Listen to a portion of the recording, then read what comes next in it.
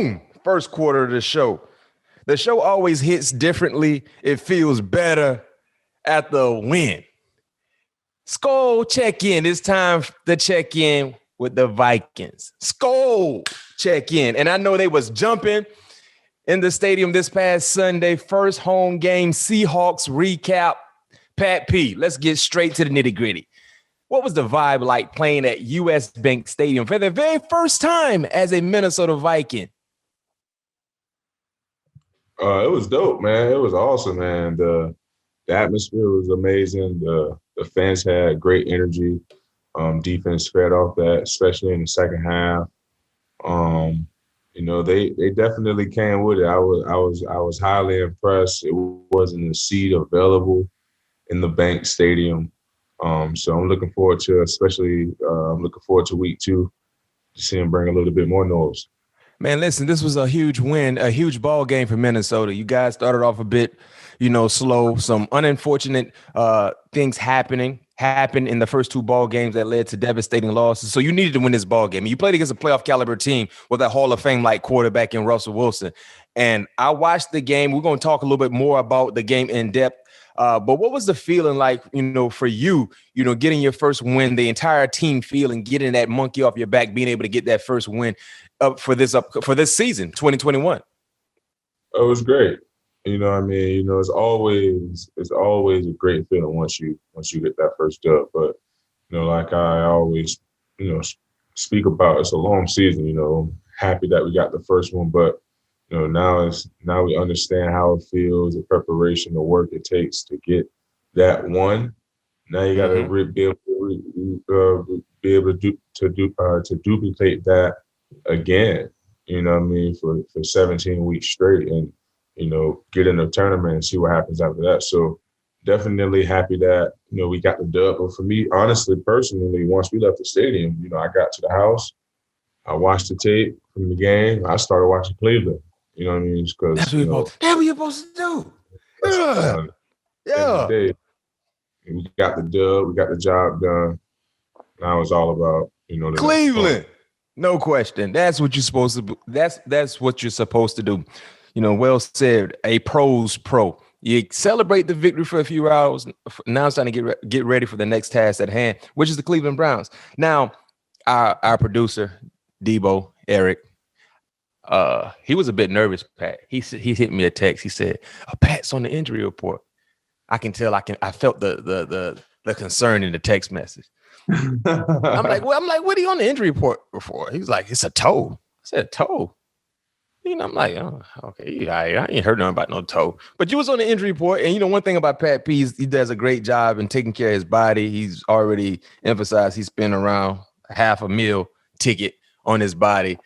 You were on the injury report. Everything was okay. I know how it is when they say questionable in the NFL, you're playing. It's like 100% you're playing. Probable is like 50-50. Out, you're out. But when you see questionable, I know some people, you're like, oh, is he going to play? You're playing. But, everything was okay because, Eric was a bit nervous. He was a bit concerned. No, everything was all right, man. Just had to get that little knuckle warmed up. The big toe, the little toe? Yeah, just the big toe. Okay. Hey, well, you look good. You look real fast out there. Of course, you wanted to lose some weight. And looking at the ball game, you didn't really have a lot of action. One play with DK, he ran in and out a little bit. And one thing that I'm starting to notice, Pat P. What's that? We have a lot of listeners and watchers of the show, big time fans of the show. And I think we got some people that's tuning into what we're doing and what we're saying. And they kind of feel some type of way because clearly there's someone from PFF that seems to, I guess, some of your comments regarding PFF, kind of hit home for him. I don't know if he actually works with PFF. He might actually, work with PFF. I don't know to what degree, whatever the case was. But he had something to say about the pivot route. I mean, it happens in the game of football. It was a great route. Great route, great timing route, by the way. The situation of running that route, understanding and knowing defensively what you guys probably would be in, and your reaction definitely felt like he was going to jump that out. He ran the pivot out and in. Ready to go for the out. Because I know. We saw obviously they run the whip, but I think it was like 3rd and 5. So in that situation, yes, I'm thinking of the whip, But at the same time, we saw a lot of 4 outs on tape. You know what I mean? So I'm like, oh, I got me one. Because I was already playing inside leverage. So at the end of the day, he's trying to get away from my leverage. Mm-hmm. That's what I'm thinking as a DB. Hey, yo, I already knew the situation because usually that's a red zone route. That's a red zone beater. You know what I mean? Be able to get that little quick touchdown. But yeah, no question. But for some reason, it was like he jumped at that play. You know, and I'm like, you know what? It sounds like he's been paying attention to what we saying. So that's okay. Yeah, and it happens. That's the thing about a lot of fans, Pat, and that was on me. That play was on me. But as you always said many a times, you know, you might give up something, but you jumping right back in the fire, looking for action. I can try to double move, you know. Then I said, I'm keeping my eyes on my guy the rest of the game. I mean, listen, outside of that play, Seven was doing what Seven's supposed to do. Right. And that happens in the Florida game. I don't know where they get these yards from. 7. I still don't know where that comes from, but it is what it is, man. It is what it is. Wait, man. The game was fun, Matt. The game was fun. We had a great time. No question. It was awesome. Walking through like the tunnel because they have like these little club seats, and it's all glass. You walking in between like this restaurant. You mean when you get to when you go to the field? Yeah, it was dope. It was fire. Oh, and I forgot that's your first time really experiencing that in a full house. Yeah. How loud was it? How loud does it get there? I never actually been to a game there, US Bank Stadium. How loud does it get there? Wow. It was loud. I couldn't tell you the actual decimals that it was, but it was crunk. It was crunk in there. Man, listen, the defense was flying around. And the thing about this game, you guys were able to take care of business easily without the Cook in the game. Dalvin Cook didn't even play. You know what I mean? But Mattison jumped up. Oh, he had a huge game. And let's talk about some of the performances. You guys limited Curly Hair, Russell Wilson. Second half dominance was definitely, put on display. Got a touchdown right before halftime, which is always important. But in the second half, it seemed like the defense and the offense to kind of turn things up a notch or two. What were the adjustments in the halftime for you guys to be able to come out of the halftime and just dominate like you did? Just adjusting to some of the different things that they showed us, in the actual game than things that we, prepared for. And just making a point of emphasis, just tackling and not letting Russ, be Russ. We did a great job on our rushing lanes. We did a great job plastering our coverage on the back end. We didn't give up any big shots. The one pivot route that really wasn't a shot, but it went for, I couldn't tell you how many plays for that, but we didn't let any balls get over our heads. Yep. And that was the issue the first 2 weeks. Right. And splash plays. Cleveland, but Seattle, they thrive off plays like that. Like I talked about, I think I talked about this in my press conference, that they're the lowest, time of possession team. And that's either one or two things, either they're getting a bunch of 3 and outs or they're putting the ball in the end zone at a very scoring fast.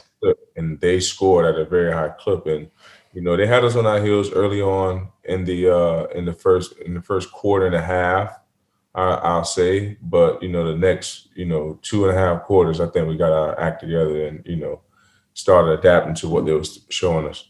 Man, the Seahawks didn't convert a third down in the second half, 0 for 3. In second half, third down opportunities. Defensive, man, y'all boy flying around, man. I can tell you was in the vibe, having fun. You guys were caught up in the moment on the sidelines, having fun, enjoying each other on the football field. The pass rush has been getting after it.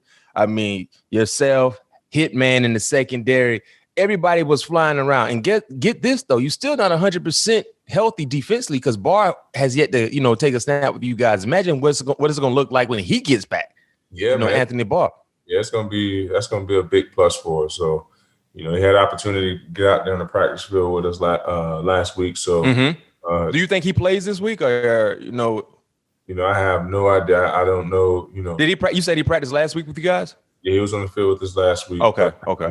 No status of his. Of his playing status. Yeah.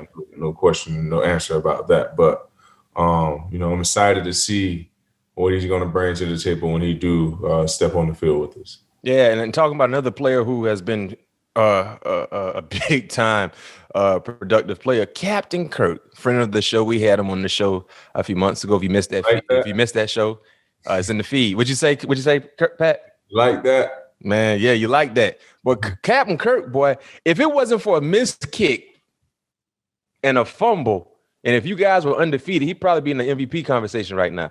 Man, check these numbers. Well, this past Sunday, Captain Kirk, 30 of 38, 321, 3 touchdowns. So far this season, completing 73% of his passes, 918 yards, 8 touchdowns, 0 interceptions. His passer rating is 152.4 on 10-plus yard throws this season, first among all quarterbacks. It was his 5th straight game with multiple TD passes, no interceptions, tied for the 3rd longest streak since 1950. It's his 12th game in the past 6 seasons with 300 passing yards, 3 passing TDs, 0 interceptions. That's the most in the NFL that span. He's had 200 consecutive attempts without an interception, the longest active streak in the NFL.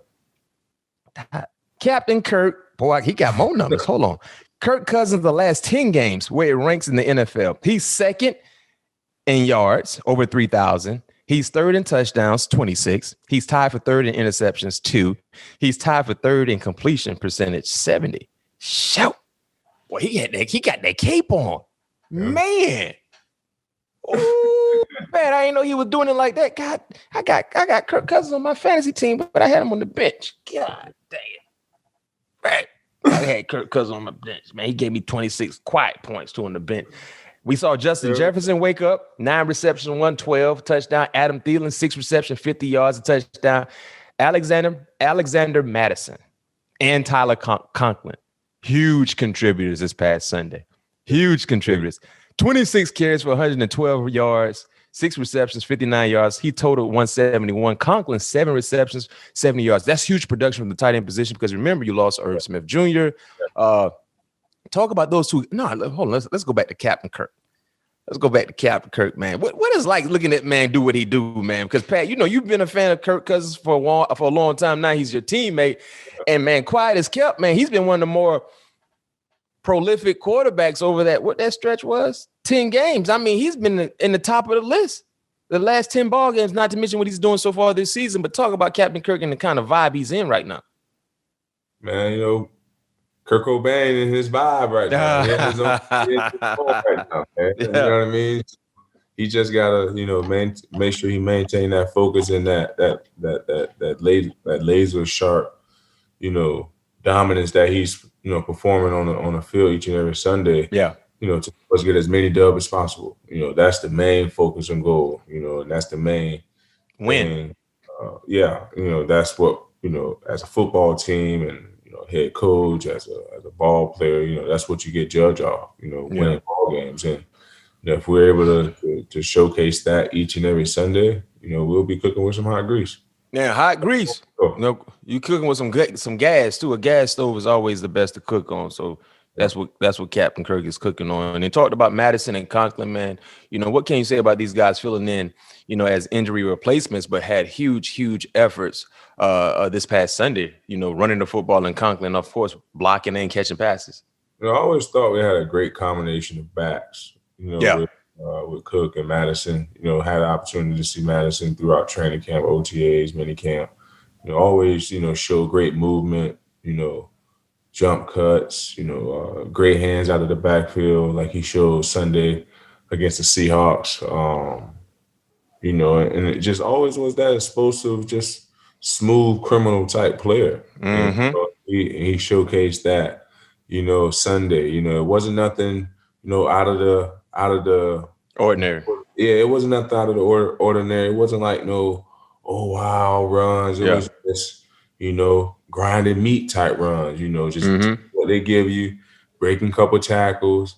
Break a tackle, gain 10 more yards at the first contact. Just runs like that. You know what I mean? So that was big, and he's the type of bat that's built to run, to control and run and have that type of running game. So you can tell that the game plan was definitely tailor-made around his style of running. So I was excited to see him get off the way he did. And Tyler has been, I always thought he was if we would have had him and Irv on the field at the same time, I thought we were almost unstoppable because I had the opportunity to see, what Tyler was able to do throughout OTAs, training camp, and mini camp as well.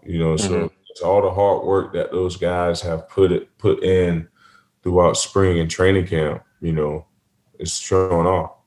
Yeah, and I think when you look at Mattison, he's always been a guy who's been more than just a replacement when given the opportunity in years past. And the thing about Mattison, when people realized that Cook wouldn't participate this Sunday, fantasy related, they were jumping to go get Mattison and put him in their lineup because the expectations still were about the same. Like, oh, Mattison is a guy who can kind of give you what you need production wise. And he was able to come through in that element for you guys. And of course, when it comes to fantasy related content, people who put him in their lineup definitely were smiling from ear to ear.